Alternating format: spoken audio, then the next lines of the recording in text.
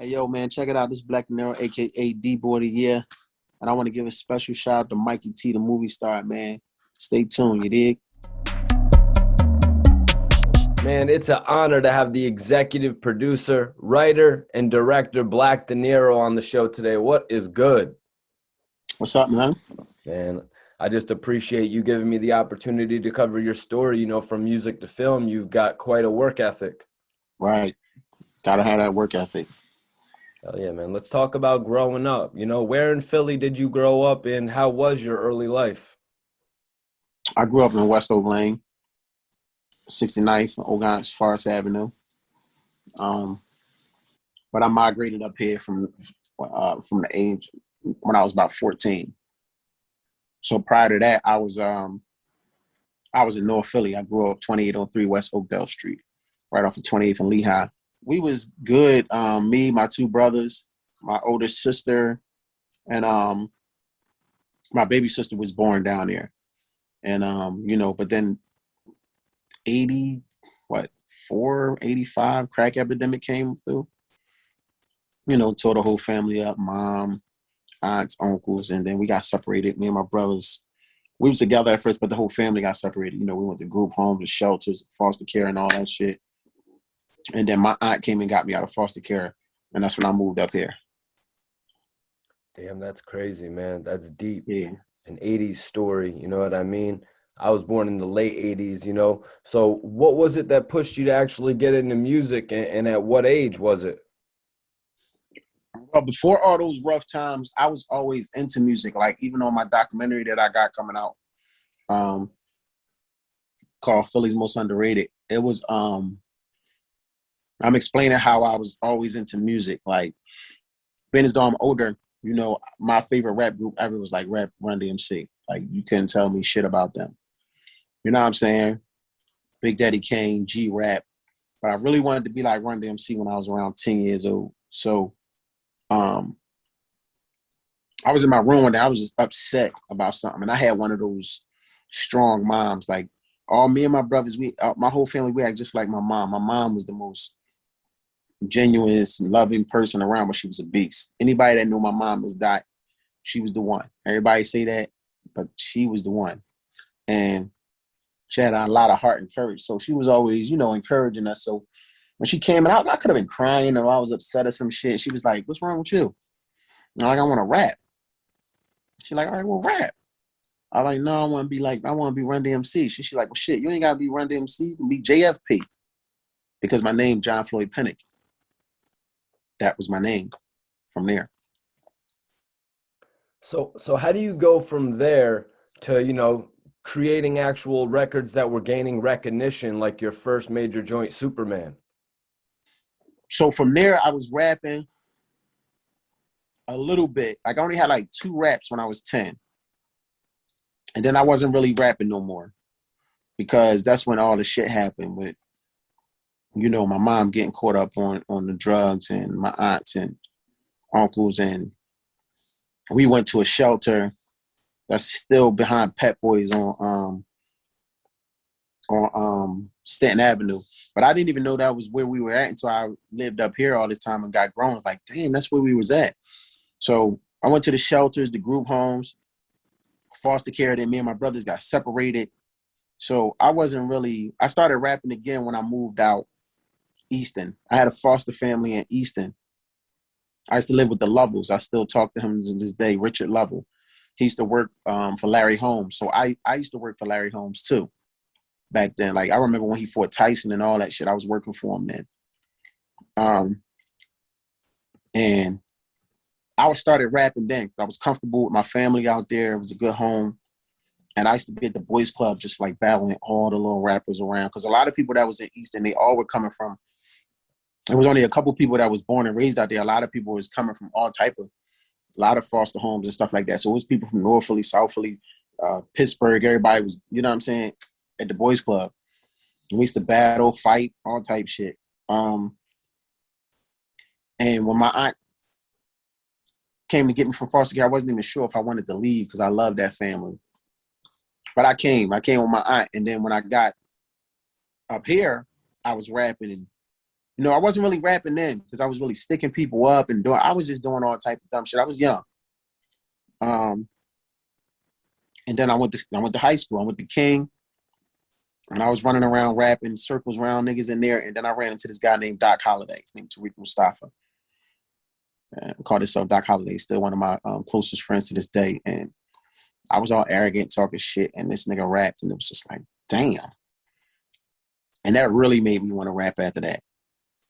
So I was just rapping and just making a name for myself rapping, but I was so more into the street that I never took rap serious. So getting those records from these people, the first time I ever asked somebody to do a feature with me, they did it because I was already known for being who I was in the street. You know what I'm saying? So when I asked Young Chris, Beanie Sigel, Gilly the Kid, whoever, Freeway, as soon as I asked them, we did it.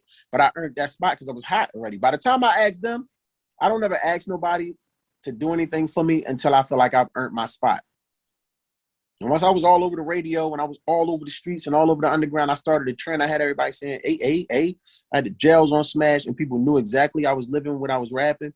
Then I would say, what's up? And then people would come do the record because of who I was. You know what I'm saying? Not saying like that, just saying like I was, you know what I mean?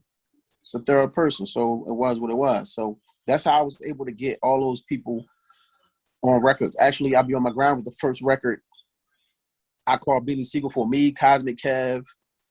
Somebody else was on the phone, and I was asking Kev, who should I get on the remix? And we decided Sigel, and we called Sigel, and he came up and did it that day.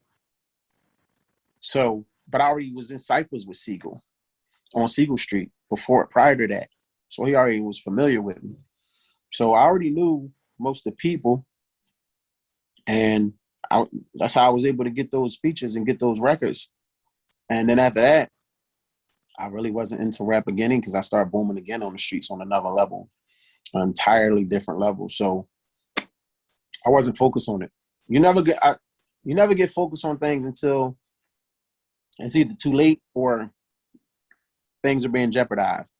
Everything was at risk, and it was like, okay, it's either stay in this lane and die or go to jail, or get in this lane over here and really, showcase my talent that God blessed me with. And that's what I did. I just left the street shit alone and just went full-fledged on. But it took a long time to get to that point. So thank God I was able to last and do it, So on the Superman remix, you actually had Gilly the Kid from Major Figures. You had State Property members on there, Petey Crack, Oschino, as you said, and right. of course, the homie Ines, who was what was he buzzing from the Making the Band show back then? So you had some major players on this joint. How'd you manage to get them all together for the video shoot though? I was hanging with Ness a lot. Me and Ness was hanging together all the time. We got like 2-3 projects together. We was banging out shit every day. I saw Gilly every day. So Gilly walked over to me in the studio one time in the Batcave before it was even part of Batcave. He was like, yo, you be having some shit.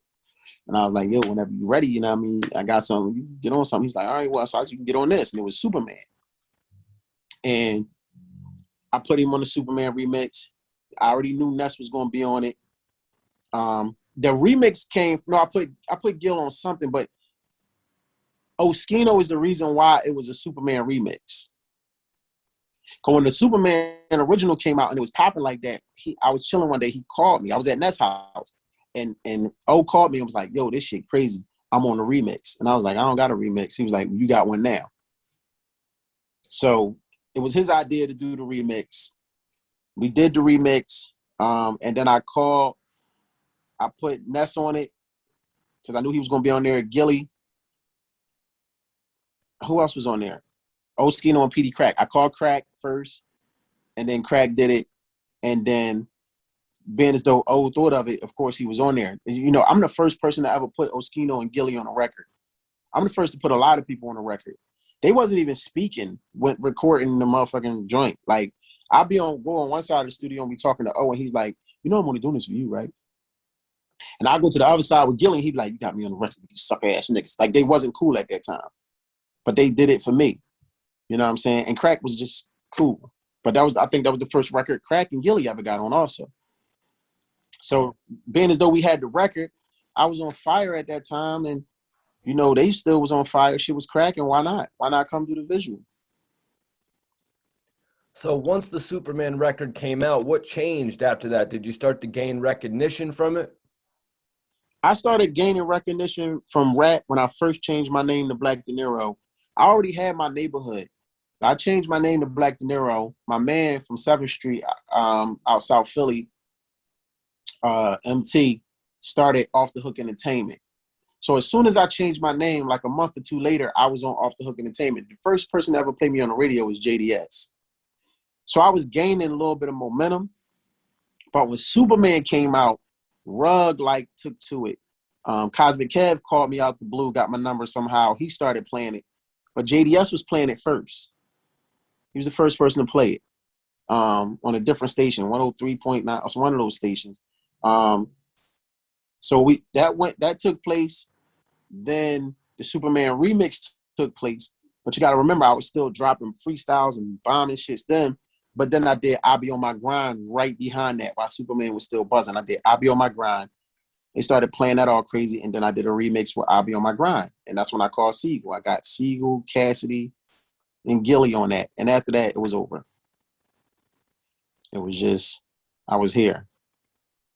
So did this music lead you to actually get in any meetings with any record labels or any other bigger artists? I had a lot of meetings. Certain people, Def Jam, Sony, Atlantic. It was just that, it was just the point, it was just the fact that I see now what they saw then. You know, I just felt like y'all hating, y'all ain't want to sign this, but I was a liability. I was too dangerous in the street. I was really in the street, really. Like, you know what I'm saying? And I don't even brag about it. I ain't trying to say it to even brag because I hate it now. I mean, I don't like nothing about the street. So I don't give a fuck about them. I ain't in them. I ain't no street nigga. I don't give a fuck about none of that.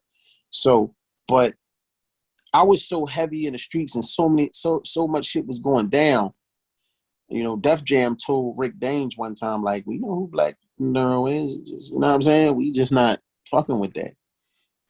You know what I'm saying? So I just was like, well, fucking, I didn't care at that point because I really didn't care about rap. I wanted to get signed, but at the end of the day, I was doing my thing. And I was eating so heavily, I didn't really care. You know what I'm saying? So I had meetings. Yeah, they just didn't fall through because I was not, my business wasn't right. I was just on some bullshit. How did that make you feel that your past in the street, you know what I mean, or, you know, the current lifestyle you were living at that point had cost you an opportunity with a major label like a Def Jam? Well, I don't feel like it cost me an opportunity. I feel like everything happened for a reason. Everything happened when it's time to happen, because I look at it like this. You see a lot of child actors spiral out of control. Macaulay Culkin, Gary Coleman, people like that. Sometimes you give people something at the wrong time and they can't handle it. So I made a thought that I was ready for it.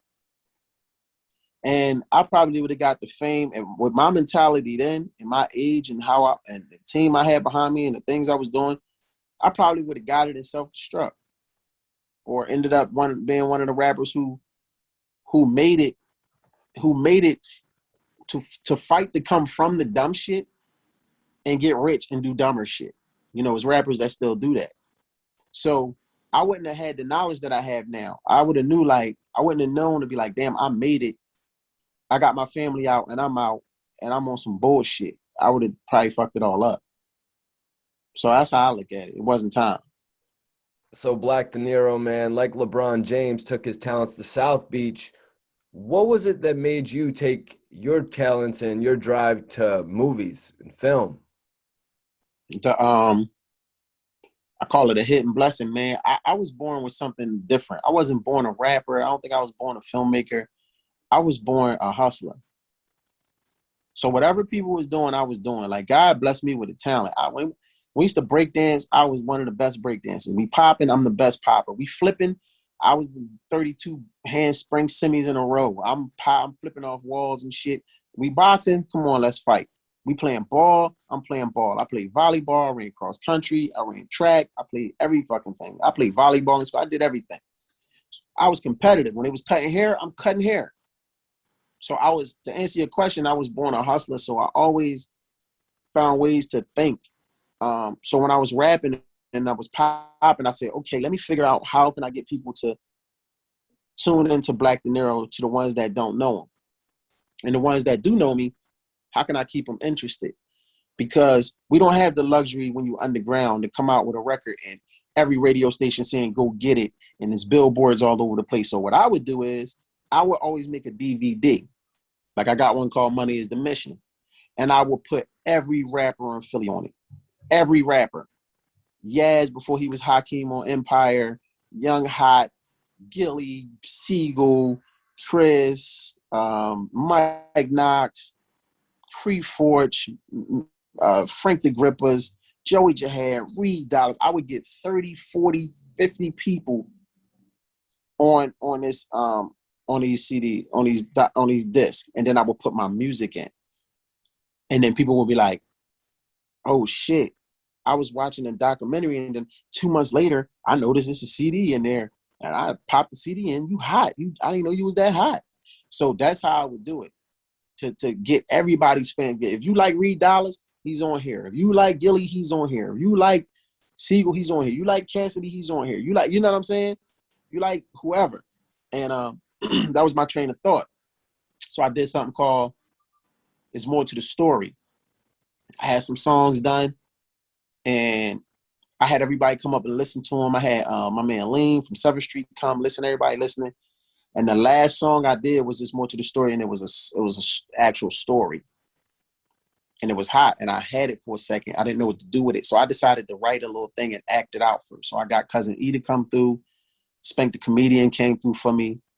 And I did it. And I just expected to get a couple more views than I usually get because I know it was hot. And then boom, shit. Everybody was just like, this when Twitter was popping more than before the gram and all of that. So everybody was tweeting it. Like Meek tweeted it out for me, and people was tweeting it out, and it was like, yo, Black Deniro movie crazy. So I just ran with it like, yeah, my movie hot. And then that landed me in a situation with somebody that knew somebody from Netflix, and I did Brush. And I put Cassidy in it, and Chris and Neef and Freeway. And, I always get my guys from Philly. And we did it. I wrote a tremendous story. It was crazy, but I got turned down from Netflix, unfortunately. But it didn't matter because I made over $70,000 on the street in about a month and a half off that shit. And I wanted to ask you, you had a major Netflix campaign. How has the reaction been to Backfire? Great. I this is the first time I've ever did a project where I can count on one hand where I seen somebody hating. One hand. And I'm talking about, they talked about this shit from Africa to Atlanta, Detroit, Chicago, anywhere I went. Vince Carter knew who I was. Everybody, I ran in Dime Q, they all say, put me in the movie. It's the first thing everybody say because it was everywhere. I couldn't go to the airport. It trended for 4 months and then trended for another 4 months. So it trended for 8 months altogether. And it was the 4th most watched movie on Netflix for over 24 hours. And that's major. That's a big ass platform. So still to this day, it was on there since 2019 till recently, till maybe April of this year. It's not even on Netflix no more. It's just on Amazon, Hulu, and Tubi and all that. But people still know what's up about that movie. It was powerful. It was a great experience. It rejuvenated me, gave me that. When you sit back sometimes and look at it and you be like, damn, I'm really on TV. I can do it. It can be done. You know what I'm saying? So every step I elevated, and it was a great response. Everybody responded crazy. Honestly, watching the trailers, it just looks like you're getting better with each film. You know what I mean? So I got to applaud you on that. What are some of your next plans when it comes to movies? Well, the plan now is see, what I'm doing now is just like, I'm more low key than I was then. So at this point, I'm just grabbing bags that people don't even realize. Like with Jenny, I do something with Jenny and I didn't grab 3 bags off Jenny and it's not even out yet. You know what I'm saying? These are bags set up for people when it's going to be released. The probably first release will be Urban Flix in November. And it's another streaming site. Then I can still talk to Netflix and Amazon. So I'm doing that, and just the goal is to just get bigger and bigger and bigger and better. I got a new film coming out right after that. I'll be filming for that top of next year. and just get better with my writing, keep elevating with my writing until somebody come with that multi-million dollar situation for me. You know, if not, I'll just keep doing what I'm doing, and till that happens. So that's the goal. My ultimate goal is to bring a studio to Philadelphia. Probably would have to put it in Delaware because it's a lot more land. But I want to bring a studio here. If you notice, anybody that ever make it, they don't really bring nothing back. Like nothing be here. Now, and there's no shot to nobody. It's just nothing here. You don't see no studios. You don't see Will Smith studios or Kevin Hart studios or Meek Mill. And that's just no shots. Nobody. When you speak reality stuff that really is not here. Not saying that they're not doing anything for the community or anything in the and third. I'm just saying my goal is to be the first one to bring something like that here. That's how much money I need to put a studio, big as Tyler Perry shits, where people from the whole tri-state area and all over the world, but mainly the tri-state area and mainly Philadelphia can have that have an affordable place to go shoot their joint, so they don't have to borrow their man house or borrow their car or use somebody's restaurant. You got the hospital, the gas station, you got the jail, you got the bank, you got the houses, you got the neighborhood. I need a block and blocks of a studio. That's my ultimate goal. Let's talk about Jenny. Can you tell me about working with Goods on the new film Jenny? Goods, man. That's my friend, man. Like, I don't call people my friends. I don't have a lot of them. But he's very genuine. He's business minded. We done made money together, and I ain't make money with some people that I've known for 20, 30 years. We're not scared to share each other light. We met at Gnome 7. We recognized each other. We exchanged numbers. He came down for my Backfire premiere. I told him he'll be in the next movie, and it was what it was. I support everything he do. He drop a cologne, I buy it. He drops something, I'm grabbing it. If I drop something, he's grabbing it. T-shirts, whatever. Whatever we doing. So we think a lot. He has a very mature way of thinking. We don't worry about what they saying about us. We don't deal with pride and perception. So we don't care about what you thinking about us or what you say. As long as you don't touch nobody, we good. We did all the dumb shit. So he on the same type time I'm on as far as let's just keep getting this business right. You know what I'm saying? So that was his first time getting his feet wet in the movie. He did a pretty good job too. And we gonna do it again. We about to do a short film together. So it's dope. That's my guy, man. He real stand up dude.